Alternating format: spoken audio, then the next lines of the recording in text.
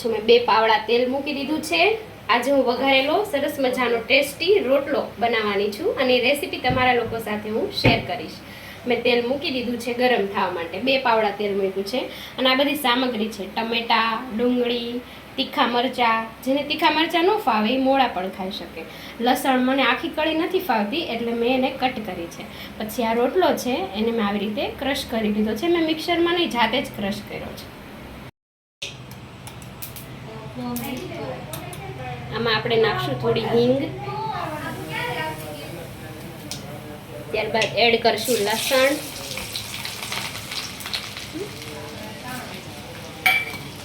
લસણ થોડું ફ્રાય થઈ જાય એટલે એમાં આપણે એડ કરશું ડુંગળી, મરચાં અને ટામેટાં.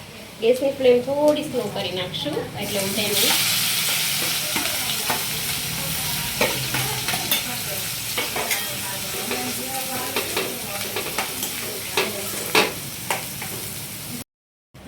હવે આમાં એડ કરશું થોડી હળદર, સ્વાદ પ્રમાણે મીઠું. મેં આમાં લીલા મરચાં તો નાખ્યા છે એટલે જો તમને હજી તીખું જોતું હોય તો આ થોડી ડુંગળી છે એ ફ્રાય થઈ જાય પછી એમાં ઉપરથી મરચું એડ કરશું આપણે. ત્યાં સુધી થોડી વાર આને 5 થી 7 મિનિટ ડુંગળીને ચડવા દઈશું. ડુંગળી ફ્રાય થઈ ગઈ છે આપણી એટલે એમાં એડ કરશું આપણે ગરમ મસાલો અને મેગી મસાલો.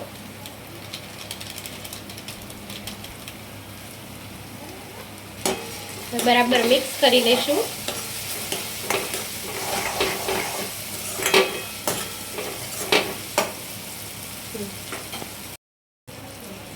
અમે લીલા મરચાં તો એડ કર્યા છે પણ અમારા ઘરે થોડું સ્પાઇસી બધાને વધારે ભાવે છે એટલે એમાં હું હજી લાલ મરચું પાવડર પણ એડ કરીશ. રોટલા અમારે 3 છે એટલે મરચું થોડું વધારે એડ કરીશ. કેમ કે આ કાઠિયાવાડી રોટલો છે એ તીખો હોય તો જ સરસ લાગે. મેં ફૂલ સ્પાઇસી રોટલો કર્યો છે કેમ કે મારા ઘરે તો જ બધાને ભાવે છે. હવે એમાં એડ કરશું છાશ. પાણી બિલકુલ એડ કરવાનું નથી.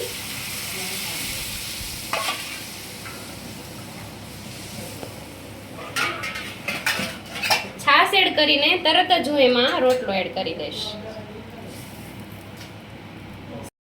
રોટલાને બરાબર મિક્સ કરી દેવાનો અને 4 થી 5 મિનિટ સુધી રોટલાને ચડવા દેવાનું.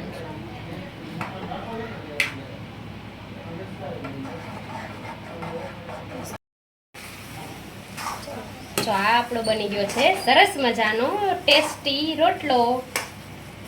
બસ હવે રોટલો પણ ચડી ગયો છે. હવે ગેસની ફ્લેમ બંધ કરી દઉં. તમને લોકોને મારી રેસીપી કેવી લાગી એ મને કોમેન્ટમાં જરૂર કહેજો. તો ચાલો આપણે મળીએ કાલે એક નવા જ વ્લોગ સાથે. ત્યાં સુધી બધાને જય માતાજી અને જય દ્વારકાધીશ.